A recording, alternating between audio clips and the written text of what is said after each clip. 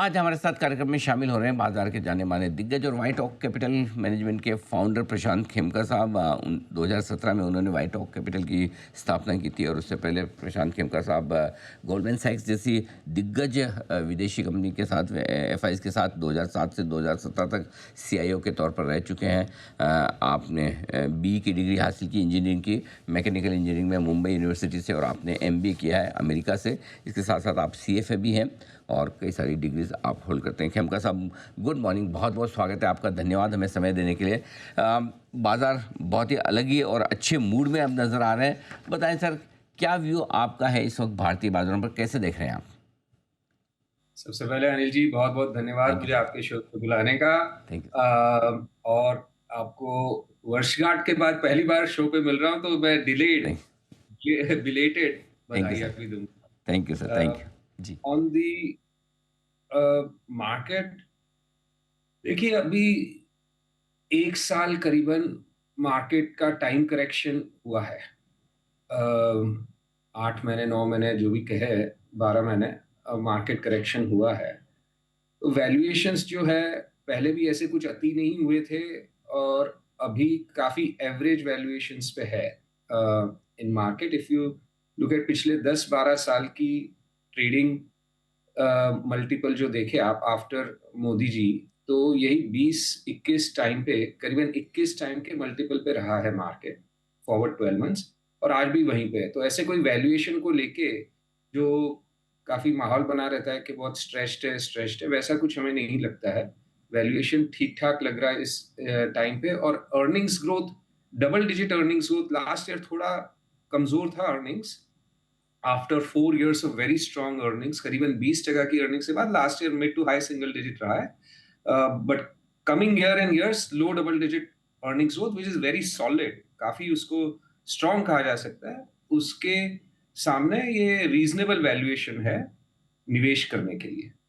Globally भी market का अगर आप देखो तो वेल, अभी ट्रम्प ईरा में लोगों को एक ये आशा बन गई है कि कुछ ना कुछ तो चलता रहेगा। पर आप देखो, चाहे ट्रम्प टैरिफ्स हो या उसके जो views with respect to geopolitical issues हो, कोई ऐसे आउट ऑफ कंट्रोल नहीं हुआ है। उसकी कहने में और करनी में काफी अंतर है, और वो मार्केट को समझ में आ गया होना चाहिए। और उसके चलते वॉलेटिलिटी अब उतनी नहीं रहनी चाहिए गोइंग फॉरवर्ड, जितनी पिछले 8-12 महीने में रही है। तो बिल्कुल आपने इंटरेस्टिंग बात की। तो इस लिहाज से अगर देखें तो क्या खेमका साहब, 9 जुलाई की जो डेडलाइन रखी है ट्रम्प साहब ने, उससे पहले भारत, चीन या ज़्यादातर देशों के साथ टैरिफ वॉर सुलझ जाएगा, डील्स हो जाएंगी, या फिर उससे पहले ट्रम्प साहब डेडलाइन तक पहुंचने के पहले काफ़ी हिलाएंगे, कुछ न कुछ ऐसे स्टेटमेंट देंगे जो ब्लड प्रेशर ऊपर नीचे करने वाला है? वो तो चलते रहेगा, वो तो चलते रहेगा, बट अभी टैरिफ इशू जो है, आई थिंक इसका वर्स्ट अपने पीछे है। जो वो अप्रैल 2 के इर्द गिर्द जो उन्होंने वो बड़ा लिबरेशन डे अनाउंसमेंट किया, एंड जो मार्केट को झटका लगा, अब वो पास्ट हिस्ट्री हो गई है मार्केट के हिसाब से। लोगों ने देख लिया है कि कुछ ऐसा कर नहीं सकता है वो जो यू नो परमानेंट या स्ट्रक्चरल हिट हो। तो आई थिंक, जैसे आपने कहा, जुलाई 9 के पहले पहले most of the deal should be in place. और अगर नहीं हुई, मोस्ट ऑफ द डील्स नहीं हुए, तो वो कोई ना कोई कारण से उनको और एक्सटेंड कर देगा, 2-4 महीने के लिए और एक्सटेंड कर देगा। तो अभी उस एंगल से मार्केट को मेरे मायने में तो डर नहीं रहना चाहिए। तो टेरिफ वॉर का डर तो अब पीछे है। लेकिन जिस तरह से डॉलर इंडेक्स काफ़ी कमज़ोर हुआ है, 3.5 साल की निचले स्तरों पर आ चुका है, हमारे लिए कहाँ मौके बनते हैं निवेश के? क्या इसका फ़ायदा मिलेगा भारतीय बाजारों को और किन सेक्टर्स को?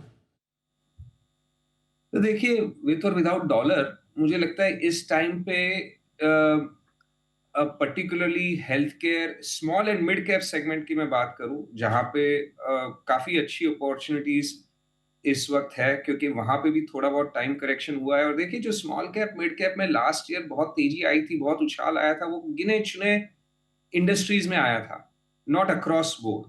तो आज भी health care, IT, select industrial segments, और कंजम्पशन सेगमेंट्स, ये सब में स्मॉल एंड मिड कैप के जो अगर वैल्यूएशन है, कई इस लेवल पे आ गए जो पिछले एटलीस्ट 2 साल की टाइम फ्रेम में तो काफी अट्रैक्टिव कहे जा सकते हैं। तो ये आपके लिए डॉलर इंडेक्स और पूरा एक्शन। अब आइए भारतीय बाजारों पर थोड़ा फोकस करें। जिस तरह से आरबीआई की पॉलिसी है और लिक्विडिटी और रेट कट का माहौल है, क्या लगता है आपको अभी भी बैंक्स, एनबीएफसी ये जो सेक्टर हैं या निवेश का मौका आपको अब भी दिखता है? बिल्कुल, बिल्कुल दिखता है और मैंने वो सेगमेंट नहीं कहा था। उसमें एक तो मार्केट इंटरमीडियरीज़ में काफ़ी टीम को अपॉर्च्युनिटीज़ मिलती है and in banking and NBFCs across large cap, mid cap, small cap there are attractive opportunity. वो सबसे बड़ा सेक्टर है हमारे पोर्टफोलियो में। अभी 2-3 साल वर्षों तक आपको, जैसे अनिल जी पता है कि बैंकिंग सेक्टर ने तीजी में पार्टिसिपेट नहीं किया था। उसके कई कारण थे। एक तो कि regulators were very worried and rightly so about credit problems that can erupt. And unsecured में अपने को देखने भी मिला कि क्रेडिट इश्यूज थोड़े उभर के आए, बट वो अनसिक्योर्ड पोर्टफोलियो काफी छोटा है। एंड जो एक अभी रेगुलेटरी माइंडसेट है, वो काफी चेंज हुआ है in the last few months, last 6 to 9 months, from curtailing growth to encouraging growth. And this is, I won't say structural change नहीं कहूंगा, पर ये चेंज जो है अगले 2-3 साल के लिए एप्लीकेबल रह सकता है। जो पहले 2 साल के लिए, 1.5-2 साल के लिए एक स्लो ग्रोथ ट्रेजेक्टरी पे सबको जाना पड़ा था, अभी वो ग्रोथ पे कंस्ट्रेन जो है थोड़े हट गए हैं। तो उसके लिए मुझे लगता है कि ये सेक्टर में it is still too early. हालांकि सेक्टर ने कुछ थोड़ा बहुत अच्छा किया है पिछले चंद महीनों में, it is too early and अभी भी अपॉर्चुनिटीज काफी दिख रही है इस सेक्टर में। बैंकिंग, फाइनेंशियल सर्विसेज में अभी भी मौके आपके लिए काफ़ी कुछ है। एक और सेक्टर जो आजकल चर्चाओं में कम है वो है एफएमसीजी का। क्या आपको लगता है कि फंडामेंटल्स इसके बेहतर हो रहे हैं, वैल्यूएशंस ठीक है, मौका है निवेश का या फिलहाल दूर है? जी, बिल्कुल। देखिए, वैल्यूएशंस पिछले 2-3 साल के मुकाबले में तो अभी काफ़ी नीचे है। ऑब्वियसली फंडामेंटल्स काफ़ी वीक चल रहा है अभी कंजम्पशन के। 5-7 साल पहले का आपको याद होगा अनिल जी, सिर्फ कंजम्पशन स्टॉक्स ही लोगों को दिखते थे, क्योंकि fundamentals and underlying business trends were very strong. अभी पिछले 2 साल से बिजनेस ट्रेंड्स बहुत वीक है, बट वो जब भी स्ट्रेंथन होंगे बिजनेस ट्रेंड्स, उसके कई महीनों पहले स्टॉक्स काफी स्ट्रांग हो जाएंगे। तो आप वेट नहीं कर सकते हो कि बिजनेस फंडामेंटल स्ट्रांग हो उसके बाद ही निवेश करेंगे। तो अभी कॉल लेना, एनालाइज करके निवेश करना कंजम्पशन सेक्टर में भी, जैसा कि मैंने कहा स्मॉल एंड मिड कैप में हमें कई opportunities, both consumer discretionary as well as consumer staples में, कंज्यूमर डिस्क्रेशनरी में ज्यादा कहूंगा, ज्यादा अपॉर्चुनिटीज मिल रही है। क्या आपको लगता है कि क्रूड के दाम जिस तरह से कम हुए हैं, क्या ये कहीं कोई अच्छी कंपनियों में निवेश का मौका दे रहा है? यदि हाँ, तो क्या पसंद है आपको? सी, क्रूड पे इंडिया का डिपेंडेंस अभी काफी कम हो गया है, जो पहले 10-20 साल पहले चलता था। एंड मेरे अनुमान में, सी, क्रूड के प्राइसेस से के ऊपर जाने से या नीचे जाने से मार्केट में अपॉर्चुनिटीज और पैसा बनाना फ्रॉम इंडिविजुअल स्टॉक्स मेरे तो आज तक समझ में नहीं आया है। तो मैं उसके चलते कुछ बेनिफिट स्टॉक में, कंपनीज को बेनिफिट जरूर होगा, बट वो सब क्या प्राइस में ऑलरेडी रिफ्लेक्ट हो जाता है on a day to day mark to market basis पे।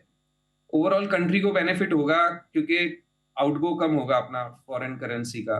But this now the size of the country अपनी इतनी बड़ी हो गई है कि क्रूड ऑयल के 5, 10, 20 डॉलर से ऊपर या नीचे, जो ऊपर जाता है तो भी हमारा व्यू यही रहता है कि कोई बड़ी बात नहीं। अभी 150 डॉलर ऊपर नीचे हो तो कुछ बहुत ज्यादा फर्क पड़ सकता है, वो भी टेम्पररी। ये 5, 10, 15 डॉलर से तो टेम्पररी फर्क भी कंट्री को नहीं पड़ता है, और स्टॉक मार्केट तो बहुत एफिशिएंट है ये सब चीजों को लेकर, वो day to day market reflect कर देता है। तो इससे अनिल जी हमारे पास कोई ऐसा ये नहीं है प्रेफरेंस ऑफ स्टॉक्स। एक और थीम है जो बड़ी इंडिया में बड़ी पॉपुलर हो रही है, मार्केट इंफ्रास्ट्रक्चर स्टॉक्स, जो कि कैपिटल मार्केट से डायरेक्टली इनडायरेक्टली जुड़े हुए शेयर। क्या लगता है, आपको पसंद है? बिल्कुल, जैसे मैं कह रहा था चंद मिनटों पहले, कैपिटल मार्केट इंफ्रास्ट्रक्चर जैसे आपने कहा, उनमें एक काफ़ी heterogeneous variety of opportunities available है एंड कई स्टॉक्स इस पुलबैक में जो मार्केट में ये मंदी चली, थोड़ी मंदी तो नहीं कह सकते, थोड़ा जो पुलबैक आया पिछले 6-8 महीने में, उनमें कैपिटल मार्केट रिलेटेड स्टॉक्स में बहुत ज़्यादा पुलबैक आया है। 30-40% तक पुलबैक आ गया था उनमें। कह सकते हो कि पहले बढ़ भी ज़्यादा गए थे, वो बात छोड़िए, पर जो ये गिरावट आई है, उसमें कैपिटल मार्केट स्टॉक्स इन पर्टिकुलर कई, हर एक, जनरली तो कभी हम लोग कहते नहीं, बट यस, काफ़ी इंडिविजुअल स्टॉक्स जो आपके स्क्रीन पे एक के बाद एक आ रहे हैं, उनमें काफ़ी इंडिविजुअल स्टॉक्स, काफ़ी अट्रैक्टिवली वैल्यूड अपॉर्चुनिटीज़ हमारी टीम को लग रही है और काफ़ी निवेश किया है टीम ने इन स्टॉक्स में। परफेक्ट। खेमका साहब, बहुत बहुत धन्यवाद आपका, आपने समय दिया और विस्तार से बाजार के डायरेक्शन के बारे में आपने बातचीत की। Thank you so much sir. जल्द आपसे फिर धन्यवाद। मुलाकात होगी। आज के लिए बहुत बहुत शुक्रिया।